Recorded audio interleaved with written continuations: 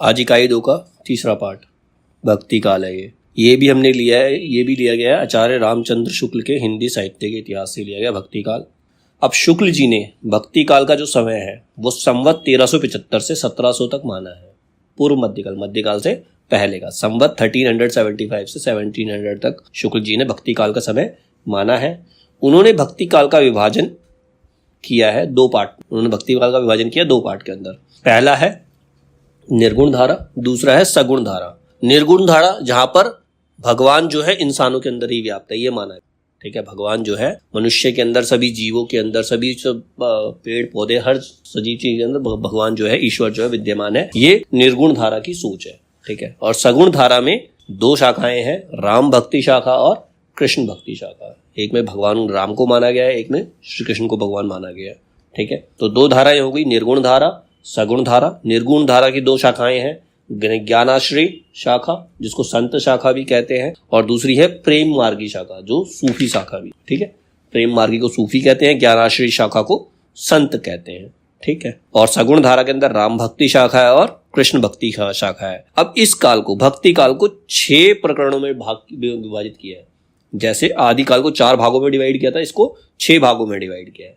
पहला प्रकरण है सामान्य परिचय, इसका बेसिक इंट्रोडक्शन पहले प्रकरण के अंदर आता है। दूसरे प्रकरण में है निर्गुण धारा ज्ञानाश्रय शाखा, निर्गुण धारा की ज्ञानाश्रय शाखा जो है सेकंड प्रकरण में है। थर्ड प्रकरण में निर्गुण धारा प्रेम मार्गी यानी कि सूफी शाखा, प्रेम मार्गी सूफी शाखा है। प्रकरण 4 में सगुण धारा राम भक्ति शाखा। प्रकरण 5 के अंदर सगुण धारा की कृष्ण भक्ति शाखा।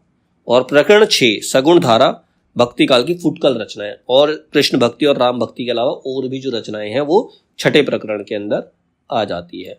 अब पढ़ते हैं इसका पहला प्रकरण, भक्ति काल का सामान्य परिचय। बेसिक इंट्रोडक्शन क्या है भक्ति काल। इस प्रकरण में शुक्ल जी ने भक्ति काल के उदय की व्याख्या करते हुए उनकी सामान्य प्रवृत्तियों का संक्षिप्त विवरण किया है। संक्षिप्त मतलब शॉर्ट में उन्होंने एक्सप्लेन किया है इसको। भक्ति काल की राजनीतिक परिस्थितियां। अब भक्ति काल की राजनीतिक परिस्थितियां कैसी थी, मतलब राज्यों में उसकी, मतलब जो राज दरबार में उसके क्या दशा थी। देश में मुसलमानों का राज्य प्रतिष्ठित हो जाने पर हिंदू जनता के हृदय में गौरव, गर्व और उत्साह के लिए अवकाश न रह गया। मतलब जब मुगल लोग आ गए तो जो हिंदू लोग थे वो डिप्रेशन में चले गए, मतलब उनके अंदर कोई जोश नहीं रह गया। उनके सामने ही उनके देव मंदिर गिराए जाते थे, देव मूर्तियां तोड़ी जाती थी और पूज्य पुरुषों का अपमान होता था। उनके गुरु वगैरह जो होते थे उनका अपमान होता था और वे कुछ भी नहीं कर सकते थे। ऐसी दशा में वे अपनी वीरता के गीत ना तो वे गा ही सकते थे और ना बिना लज्जित हुए सुन ही सकते थे। मतलब वीरता के तो गा तो सकते ही नहीं थे, अगर कोई सुनाता भी था तो उन्हें अपने ऊपर खुद पर शर्म आती थी, बिना शर्म के वो नहीं सुन सकते थे उन चीजों को। आगे चलकर जब मुस्लिम साम्राज्य दूर तक स्थापित हो गया तब परस्पर लड़ने वाले स्वतंत्र राज्य भी नहीं रह गए। अब जो हिंदू साम्राज्य खत्म क्यों हुआ था, क्योंकि वो आपस में ही लड़ रहे थे, छोटे छोटे राज्य आपस में ही लड़ रहे थे, इसीलिए मुगलों को मौका मिल गया और उन्होंने हम पर शासन कर दिया। इतने भारी राजनीतिक उलटफेर के पीछे हिंदू जन समुदाय पर बहुत दिनों तक उदासी छाई रही। अपने पौरुष से हताश जाति के लिए भगवान की शक्ति और करुणा की ओर ध्यान ले जाने के अतिरिक्त दूसरा मार्ग ही क्या था। तो उस डिप्रेशन में गई हुई हिंदू प्रजाति को ऊपर उठाने के लिए, हिंदुओं को उठाने के लिए केवल एक ही रास्ता था, वो था धर्म का। ठीक है, धर्म के अलावा कोई, भगवान की शक्ति और धर्म के अलावा कोई दूसरा रास्ता नहीं था कि उनके अंदर उनको मोटिवेट किया जा सके, उनको ऊपर उठाया जा सके, उन्हें लड़ने के लिए ताकत दी जा सके। तो इसके लिए आया, फिर इसीलिए भक्ति काल का उदय हुआ था। भक्ति काल की धार्मिक स्थिति के विषय में लिखा है। अब धार्मिक स्थिति कैसी, भक्ति काल की जो धार्मिक स्थिति थी उसके बारे में बताते हैं। वज्र यानी सिद्ध, कापालिक आदि देश के पूर्वी भागों में नाथपंथी जोगी पश्चिमी भागों में रमते चले आ रहे थे। मतलब पूर्वी भागों में तो वज्र यानी सिद्ध थे, हमने पढ़ा था ना, सिद्ध और जैन पढ़ा था, नाथ और सिद्ध 2 पढ़े थे। तो जो सिद्ध थे वो पूर्व में थे, ईस्ट पार्ट में थे, और जो नाथ थे वो पश्चिमी यानी कि राजस्थान साइड, जो वेस्टर्न पार्ट के अंदर। तो वज्र यानी सिद्ध कपालिक आदि देश के पूर्वी भागों में और नाथपंथी जोगी पश्चिमी भागों में रमते चले आ रहे थे। इसी बात से उनका अनुमान हो सकता था कि वे सामान्य जनता की धर्म भावना कितनी दबती जा रही है। ऐसा चलता जो सामान्य जनता है उनकी धर्म भावना, उनके अंदर धर्म भावना खत्म ही हो रही थी, उनका हृदय धर्म से कितनी दूर हटता चला जा रहा था। भक्ति के संदर्भ में दक्षिण व उत्तर का संबंध। अब भक्ति के विषय में अगर हम साउथ और नॉर्थ के संबंध को देखें तो कैसे है, इसमें बताता है भक्ति का जो सोता दक्षिण की ओर से धीरे धीरे उत्तर भारत की ओर पहले से ही आ रहा था, उसे राजनीतिक परिवर्तन के कारण शून्य पड़ते हुए जनता के हृदय क्षेत्र में फैलाने के लिए पूरा स्थान मिला। मतलब धर्म जो है वो साउथ से चलकर नॉर्थ की तरफ आया है। पहले साउथ में उभरा था, साउथ से वो नॉर्थ की तरफ आया, तो उसके कारण जो लोग शून्य पड़ चुके थे उनके अंदर थोड़ी सी भावना, जो थोड़ा सा जोश आया। भक्ति के आंदोलन की जो लहर दक्षिण से आई, उसी ने उत्तर भारत की परिस्थिति के अनुरूप हिंदू मुसलमान दोनों के लिए एक सामान्य भक्ति मार्ग की भावना कुछ लोगों में जमाए। मतलब ऐसी भक्ति भावना, ऐसा भक्ति मार्ग चुना इन्होंने जिसमें हिंदू और मुस्लिम दोनों एक साथ मान सकें। अब इसके कुछ इंपॉर्टेंट पॉइंट दे रखे हैं। धर्म साधना के विषय में शुक्ल जी की कुछ महत्वपूर्ण मत थे। कहते धर्म का प्रवाह कर्म, ज्ञान और भक्ति इन 3 धाराओं में चलता है। मतलब धर्म का जो प्रवाह है कर्म, ज्ञान और भक्ति 3 धाराओं में चलता है। इन तीनों के सामंजस्य से धर्म अपनी पूर्ण सजीव दशा में रहता है। अगर तीनों में तालमेल बढ़िया है तो धर्म है, तो धर्म का अस्तित्व है। किसी एक के भी अभाव में वह विकलांग रहता है। धर्म अगर इनमें से किसी एक चीज का भी अभाव है तो धर्म को धर्म नहीं मान सकते। कर्म के बिना वह लूला लंगड़ा, ज्ञान के बिना अंधा और भक्ति के बिना हृदय विहीन या निष्प्राण रहता है। ज्ञान के अधिकारी तो सामान्य से बहुत अधिक समुन्नत और विकसित बुद्धि के कुछ थोड़े से विशिष्ट व्यक्ति ही होते हैं। मतलब ज्ञानी पुरुष तो बहुत कम होते हैं। कर्म और भक्ति ही सारे जन समुदाय की संपत्ति होती है। मतलब ज्ञान सबके पास नहीं है, लेकिन कर्म और भक्ति हर व्यक्ति कर सकता है। जिसके पास ज्ञान नहीं है वो भी कर्म और भक्ति तो कर ही सकता है। ये पूरा जन समुदाय कर सकता है। ये पूरे जन समुदाय की संपत्ति है। साधना के जो 3 अवयव है, 3 अवयव मतलब 3 पार्ट जो क्या है, कर्म, ज्ञान और भक्ति, यही 3 पार्ट है। वे सब काल पाकर दोषग्रस्त हो सकते हैं। मतलब समय के अनुसार सब में दोष आ सकता है। ठीक है। कर्म अर्थ शून्य विधि विधानों में से निकम्मा हो सकता है। कर्म जो है, अगर हम कर्म पैसा कमाने के लिए सिर्फ काम करते चले जाएंगे तो हमारे जो विधि विधान है वो खत्म हो जाएंगे। मतलब वो गलत काम भी कर सकता है, पैसा कमाने के लिए गलत काम भी किया जा सकता है। ज्ञान रहस्य और गुण की भावना से पाखंड पूर्ण हो सकता है। ज्ञान, आप ज्ञानी व्यक्ति ये नहीं कि सही शिक्षा ही दे, जो ज्ञानी है वो लोगों को राह भटका भी सकते हैं। जैसे बहुत सारे धर्मगुरु आजकल जेलों में है। ठीक है। और भक्ति इंद्रियोपभोग की भावना से कलुषित हो सकती है। भक्ति अगर मन में वासना का भाव आ जाता है तो भक्ति भी कलंकित हो जाती है। भक्ति की निष्पत्ति श्रद्धा और प्रेम के योग से होती है। भक्ति कैसे आती है? मन में श्रद्धा और प्रेम होना चाहिए, तभी भक्ति मन में आएगी। अगर भक्ति करनी है तो मन के अंदर, तुम्हारे हृदय के अंदर प्रेम और योग होना, मतलब प्रेम होना चाहिए। ठीक है। श्रद्धा, जहाँ श्रद्धा या पूज्य बुद्धि का अवयव जिसका लगाव धर्म से होता है, उसको छोड़कर केवल प्रेम लक्षणा भक्ति ली जाएगी और अवश्य विलासिता से ग्रस्त हो जाएगी। यदि श्रद्धा नहीं है, खाली तुम्हारी भक्ति में प्रेम ही है, तो उसको हम विलासिता से ग्रस्त हो सकती है वो। ठीक है। उसके अंदर कलंक लग सकता है। फिर आता है हिंदी साहित्य के आदि काल में कर्म तो अर्थ शून्य विधि विधान, तीर्थाटन, पर्व स्नान इत्यादि के संकुचित घेरे में पहले से बहुत कुछ बद्ध चला आता था। धर्म की भावनात्मक अनुभूति या भक्ति जिसका सूत्रपात, धर्म की जो भावनात्मक अनुभूति और भक्ति जिसका सूत्रपात होता है, जिसकी स्टार्टिंग महाभारत काल में और विस्तृत परिवर्तन पुराण काल में हुआ था। कभी कहीं दबती, कभी कहीं उभरती, किसी प्रकार चली भर आ रही थी। मतलब भक्ति का अंत तो महाभारत काल से ही शुरू हो गया। लोग अपने अपने हिसाब से धर्म को मान रहे थे, मतलब अपने धर्म का पालन करने के लिए गलत करने को तत्पर थे। जैसे कर्ण हो गए, पितामह भीष्म हो गए, अपना अपना धर्म मान रहे थे वो। ठीक है। तो वो उसी टाइम से, लेकिन कालांतर में पुराण काल तक आते आते वो डगमग आ गई। सिद्धनाथों की कर्म संबंधी अवधारणा की आलोचना करते हुए लिखा है, उनका उद्देश्य कर्म को उस तंग गड्ढे से निकालकर प्रकृत धर्म के खुले क्षेत्र में लाना ना था, बल्कि एक बार की किनारे धकेल देना था। जनता की दृष्टि को आत्म कल्याण और लोक कल्याण विधायक सच्चे कर्म की ओर ले जाने के बदले उसे वे कर्म क्षेत्र से ही हटाने में लग गए थे। अब जो सिद्धनाथ थे वो लोगों को कर्म से ही हटाने लगे, कर्म से ही विमुख करने लग गए। मतलब भक्ति की ओर ले जाने लगे उन्हें कि काम छोड़ो, साधना करो। ठीक है।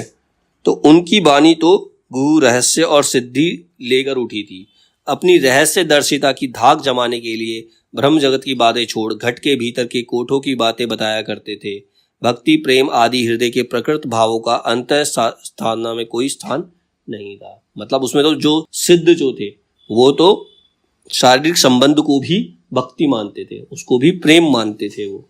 तो लोगों को कर्म से हटाने का काम किया इन्होंने, लोगों को बिल्कुल कर्महीन बनाने का काम किया था इन्होंने। मंत्र तंत्र उपचार और अलौकिक सिद्धियों आदि के माध्यम से ईश्वर प्राप्ति के मार्ग को लक्ष्य करते हुए तुलसीदास ने लिखा है, गोरख जगायो जोग भक्ति भगायो लोग। ठीक है। गोरख जगायो जोग, गोरख बानी में है, जो गोरख है उन्होंने जोगी बनना सिखाया और भक्ति ने लोगों को ही भगा दिया। कालदर्शी भक्त कवि जनता के हृदय को संभालने और लीन रखने के लिए दबी हुई भक्ति को जगाने लगे। अब कालदर्शी भक्त जो थे, जो पुराने समय से आ रहे, जो भक्त कवि थे, वो जनता के हृदय को तसल्ली देने के लिए, लोगों के हृदय को तसल्ली देने के लिए उन्हें भक्ति में लीन रहने की प्रेरणा देने लगे। क्रमशः भक्ति का प्रभाव ऐसा विकसित और प्रबल होता गया कि उसकी लपेट में केवल हिंदू जनता ही नहीं, देश में बसने वाले सहृदय मुसलमानों में भी ना जाने कितने आ गए। प्रेम स्वरूप ईश्वर को आगे लाकर भक्त कवियों ने हिंदू और मुसलमानों दोनों मनुष्यों को सामान्य रूप में दिखाया और भेदभाव के दृश्य को हटाकर पीछे कर दिया। तो इसमें एक काम अच्छा किया उन्होंने, प्रेम को ईश्वर का रूप दिखाया, तो जिसमें हिंदू और मुसलमान सब आगे आए और उनके बीच के भेदभाव को इन्होंने कम करने में कार्य किया। देश के सगुण और निर्गुण नाम से भक्ति काव्य की दो धाराएं विक्रम की 15वीं शताब्दी 15th सेंचुरी के अंतिम भाग से लेकर 17th सेंचुरी के एंड्स तक चलती रही। निर्गुण धारा को दो शाखाओं में विभक्त किया गया, ज्ञान मार्गी शाखा और शुद्ध प्रेम मार्गी शाखा, जो सूफियों की थी। अब है ज्ञान आश्रय शाखा के संदर्भ में कुछ महत्वपूर्ण बिंदु, मतलब इसके कुछ इंपॉर्टेंट पॉइंट है। ज्ञान आश्रय शाखा के संदर्भ में कुछ इंपॉर्टेंट पॉइंट है। पहला है, नामदेव की रचना के आधार पर यह कहा जा सकता है कि निर्गुण पंथ के लिए मार्ग निकालने वाले नाथ पंथ के योगी और भक्त नामदेव थे। जहां तक पता चलता है, निर्गुण मार्ग के निर्दिष्ट प्रवर्तक कबीरदास ही थे। निर्गुण मार्ग को सबसे आगे लाने वाले कौन थे? कबीरदास। सबसे पहले लाने वाले कबीर थे, उन्होंने ही प्रेम को धर्म बताया था। यह शाखा भारतीय ब्रह्म ज्ञान और योग साधना को लेकर तथा उनमें सूफियों के प्रेम तत्व को मिलाकर उपासना क्षेत्र में अग्रसर हुई, आगे बढ़ी और सगुण के खंडन में उसी जोश के साथ तत्पर रही जिस जोश के साथ पैगंबरी मत, बहुदेवोपासना और मूर्ति पूजा आदि के खंडन में रहते थे। मतलब वो लोग जो देवोपासना मतलब अलग अलग देवों की पूजा करने के खिलाफ थे, मूर्ति पूजा के खिलाफ थे, तो वो लोग इसको मानने लगे। इस शाखा की रचनाएं साहित्यिक नहीं है, मतलब इसको हम साहित्यिक नहीं कह सकते, फुटकल दोहो या पदों के रूप में है। जैसे कबीर ने दोहे लिखे, पद लिखे, जिनकी भाषा और शैली अधिकतर अव्यवस्थित और ऊट पटांग है। उनकी भाषा शैली में कोई तालमेल नहीं है, कोई व्याकरण नहीं है, ऊट पटांग, मतलब जो वहां की भाषा चली आ रही है उसी भाषा में उन्होंने दोहे लिख दिए लोगों को समझाने के लिए, ताकि लोग समझ सके। कबीर आदि दो एक प्रतिभा संपन्न संतों को छोड़कर औरों में ज्ञान मार्ग की सुनी सुनाई बातों का पिष्टेषण और हठ योग की बातों के कुछ रूपक भद्दी तुकबंदियों में है। मतलब कबीर और एक दो और थे, रहीम वगैरह जो थे, उनको छोड़ करके बाकी जब लोगों ने सुनी सुनाई बातें लिखी, जो उन्होंने सुना वही लिख दिया। और भद्दी तुकबंदियां मतलब कोई सही से एक्सप्लेन भी उन्होंने नहीं किया, ना ही कुछ अच्छे ढंग से लिखा। भक्ति रस में मगन करने वाली सरसता भी बहुत कम पाई जाती है।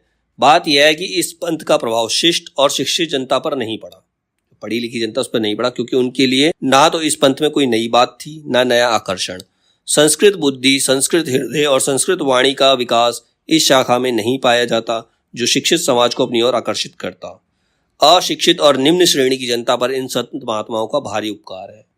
मतलब जो लोग पढ़े लिखे नहीं है वही संतों के पास जाते हैं, उनकी बातों को सुनते हैं। उच्च विषयों पर कुछ आभास देकर, आचरण की शुद्धता पर जोर देकर, आडंबरों का तिरस्कार करके, आत्म गौरव का भाव उत्पन्न करके इन्होंने इसे ऊपर उठाने का सत्युत प्रयत्न किया।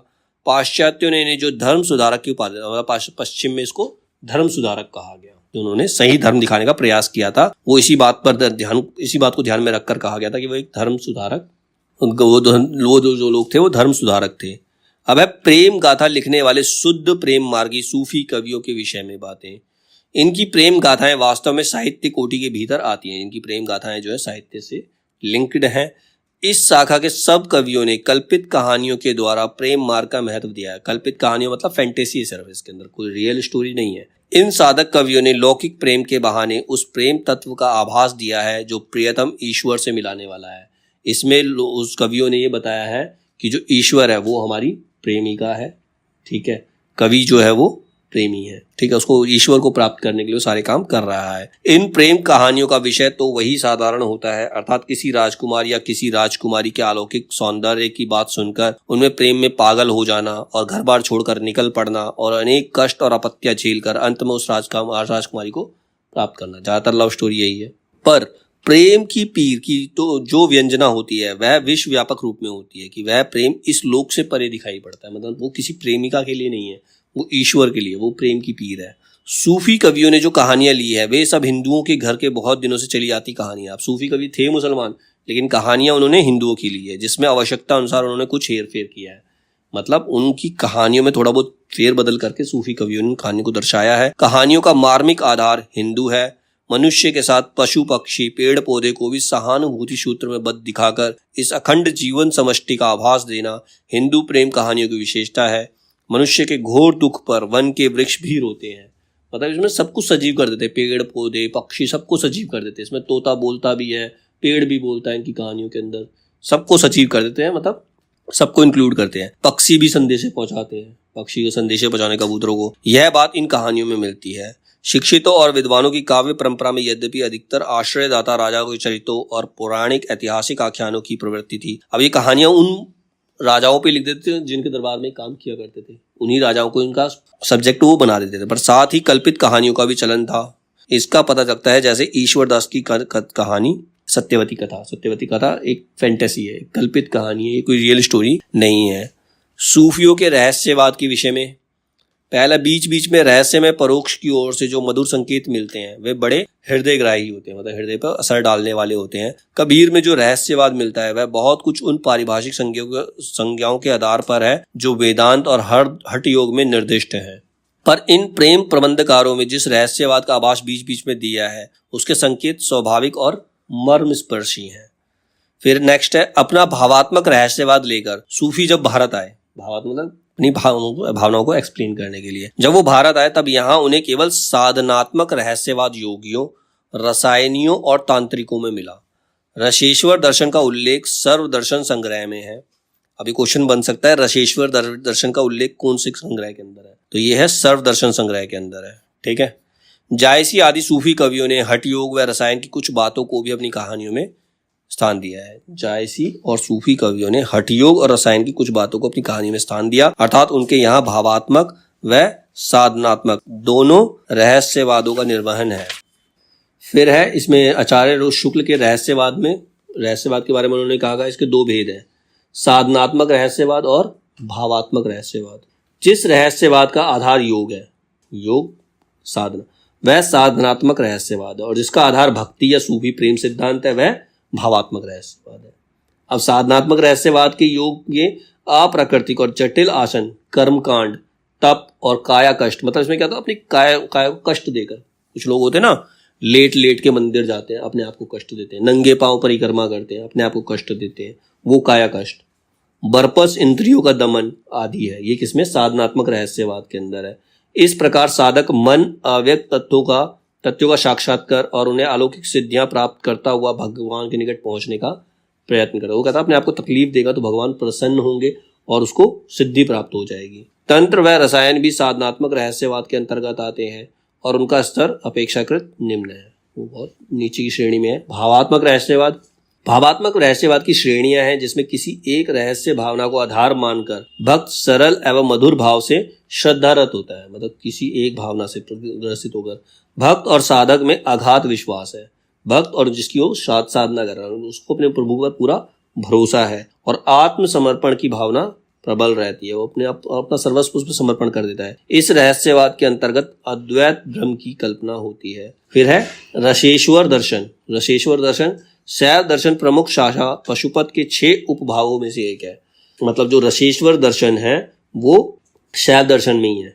शैव दर्शन की पशुपत की 6 भाग हैं, 6 उपभाग है, उनमें से एक है। ये दर्शन इस सिद्धांत पर आधारित है कि शरीर को अमर बनाए बिना मोक्ष प्राप्त नहीं हो सकता, पर अमरत की प्राप्ति केवल पारे के माध्यम से संभव है। पारा मतलब जैसे टेम्परेचर उसके अंदर होता है, थर्मामीटर के अंदर भी पारा होता है एक, ठीक है, उसके बिना उसके माध्यम से ही संभव है।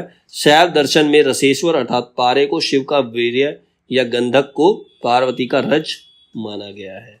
इसके सृजनात्मक मिलन से ही अमर शरीर की उत्पत्ति संभव है। जब पार्वती और शिव जी का मिलन होता है तभी एक अमर शरीर उत्पन्न हो सकता है।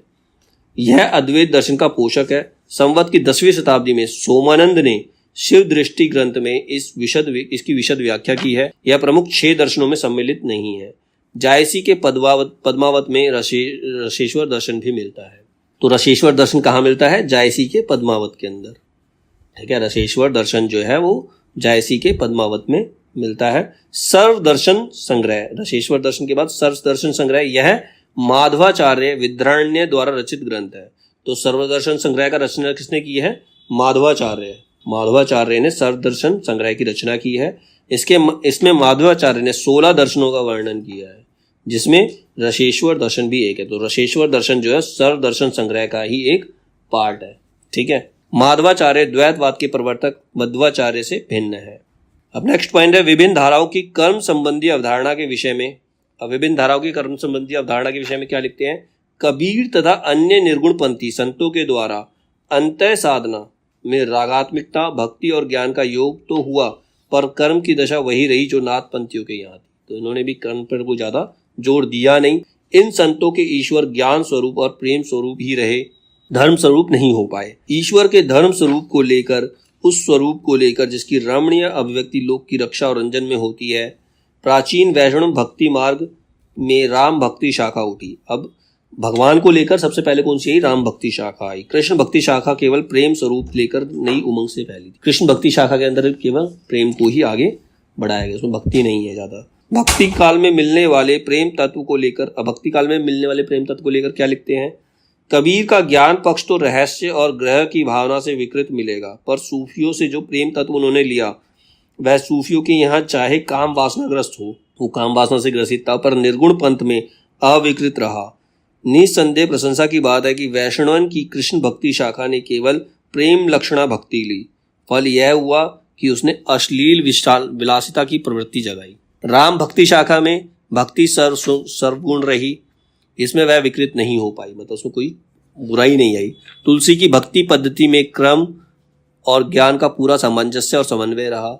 सगुण पासक भक्त भगवान के सगुण और निर्गुण दोनों रूपों को मानता है, मतलब राम धारा और कृष्ण धारा भक्ति वाले निर्गुण को भी मानते हैं, पर भक्ति के लिए सगुण स्वरूप ही स्वीकार करता है, निर्गुण रूप ज्ञान मार्गों के लिए छोड़ देता है। सब सगुण मार्गी भक्त भगवान के व्यक्त रूप के साथ साथ उनके अव्यक्त और निर्विशेष रूप का भी निर्देश करते आए हैं, जो बोधगम्य नहीं है, जो लोग काफी लोग नहीं जानते। वे अव्यक्त की और संकेत भर करते हैं और उसके विवरण में प्रवृत्त नहीं होते।